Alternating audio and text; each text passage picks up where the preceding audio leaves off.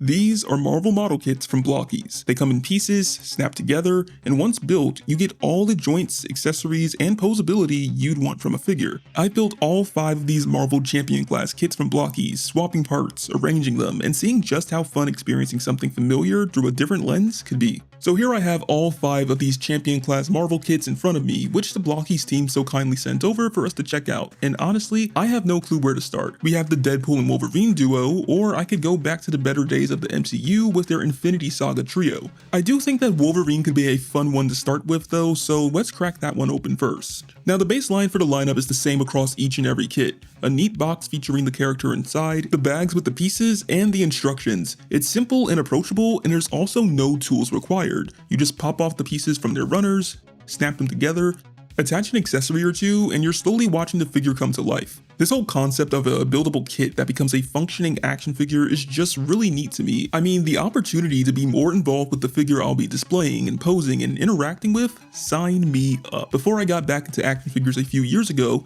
I enjoyed building things and anything that had some sort of tinkering involved. So when greeted with these Blokees kits, it all felt very familiar, like multiple interests of mine had been blended into the perfect concoction. As I built Wolverine, the first thing that hit me was just how clean and tight everything felt.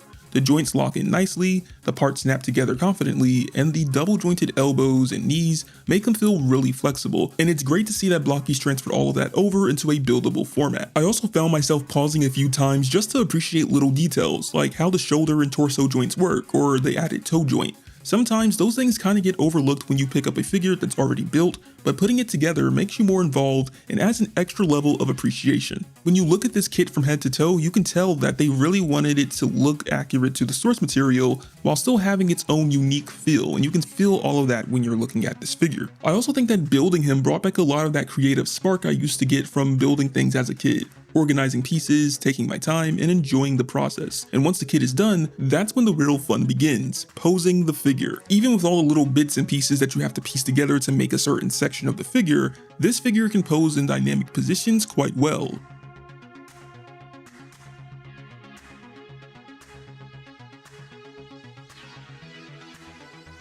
If you're expecting a Hugh Jackman accurate figure, that's not the style Blokees is going for, and I think that's intentional. They seem to be focused on creating a look of the fictional character based on their live action appearance, something apparent as we look at all the figures included. And I'll be honest, I don't hate it.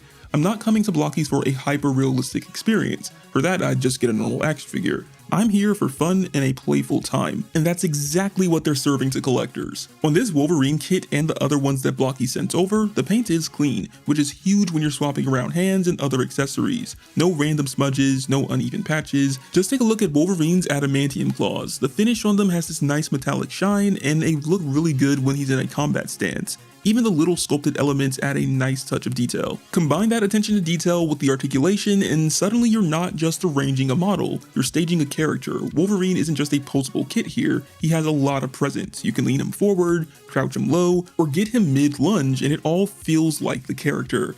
The balance between articulation and aesthetics with these kits is just really awesome. It doesn't sacrifice one in favor of the other. Now, once you've done one of these kits, the rest will end up feeling very repetitive. You'll notice a lot of similarities across the kits, but don't mistake that to be a boring experience, because I do feel that each character has little touches that make them feel unique enough and add some sort of surprise along the way, especially if you're building multiple of these back to back. And that's the thing with this lineup. Even though they share the same foundation, you start to see where each character's design and personality comes through. Blokees sent over some of these additional figures like Deadpool to go with our Wolverine, and also the Big Three. What Big Three?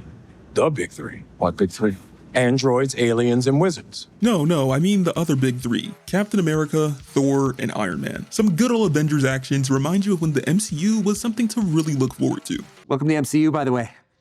You're joining at a bit of a low point. The experience between these other kits stays consistent. Pop the pieces off the runners, snap them together, and there's also, once again, no tools required. So if you built one, you already know what to expect from the rest. What makes a kit like, say, Deadpool fun or different from the Wolverine isn't that he's a whole new system, is that everything I loved about Wolverine carries over, but with Deadpool's personality baked in. He has his whole loadout included, and it's a lot of fun to use with this figure, giving you a ton of options for some action-packed poses. Swap them around, tilt his head, adjust his stance, and suddenly he feels like he's in the middle of a scene. Once you line him up next to his buddy Wolverine, that's where the shared foundation really clicks. Same height, same style, same articulation, and they feel like a real team up. The colors pop next to each other, the posing possibilities multiply, and you can almost imagine them mid-banter or in some ridiculous fight. Now, if these Deadpool and Wolverine kits cover that playful, personality-driven end of the lineup, the Infinity Saga kits bring the cinematic energy. Captain America, Thor, and Iron Man. First up, Captain America. Just like the others, the build is very simple, but this one really shows how precise Blokees can get with sculpt and design. The suit hits Avengers Endgame accuracy, the logos on the shoulders, all those lines that MCU costume designers love to slap on the suits, and all those little details feel intentional. Extra hands, a shield that can be held, strapped to the arm, or even mounted to the back, and yes, he even gets Mjolnir. I mean, if you're gonna do an endgame Cap model kit, he has to have a Mjolnir to go with him. Then we have Thor. Build-wise, nothing surprising, just as easy as the others, but accessories really make him shine. Extra hands, alternate head, Stormbreaker, and translucent lightning effects that you can attach to the body or the blade of his Stormbreaker. I really love what they did with the lightning pieces because it brings the character to life and really shows the amount of power that he has. And once you have this kit posed, it looks amazing. Now this kit is made to look like his look from Avengers Infinity War before he put on a few pounds in Avengers Endgame, and I think it looks pretty accurate to that look, except for the fact that he doesn't have his cape. I really think that Blokees should have included that with this kit, especially seeing how their James Gunn Superman figure does have a cape, and same goes for Crypto. And finally, we have the big payoff of all of these kits, Iron Man in his Mark 85 armor. I would consider this to be more of their deluxe option of their kits, and rightfully so, because this kit immediately stands out with that metallic high gloss finish. Then when it comes to his accessories, I feel like you're getting everything you need for this particular Iron Man armor. He has all of it. Extra hands, blast effects, energy blade, his shield, the claw blaster that can be swapped out with the normal arm, and they even included his lightning refocuser we saw him use in the movie, and it's pretty easy to swap in and out. Aside from the accessories you would use to interact with the figure and switch things up, it also includes a buildable, fully articulated stand with ratcheted joints for the arms to keep things stable, and it also has an interesting way of holding the figure. You just pinch the arms right here, they spread open, and you can put it around the waist of the figure, and it has a secure grip on it too. And then on top of that, Blokees also did something else that really takes this up to an extra level. The arc reactor and eyes on this figure can light up. The batteries are pre-installed, so all you just do is pull the tab during the assembly, tap the chest with a little emphasis, and boom, working lights on an already amazing kit. Now that is pretty much everything these kits have to offer, and it's a lot to take in, but as I was messing around with them and just getting my creative juices flowing, there was a thought that occurred to me. These kits all share the same foundational build, all the pieces have the same design, so if that's the case, I should be able to make my own wacky hero combos, right? There was only one way to find out. I started tearing them down, swapping things around, and I tried a few combos myself. Wolverine's claws on Captain America, Deadpool rocking Captain America's shield, or what if Thor took on the role of Captain America?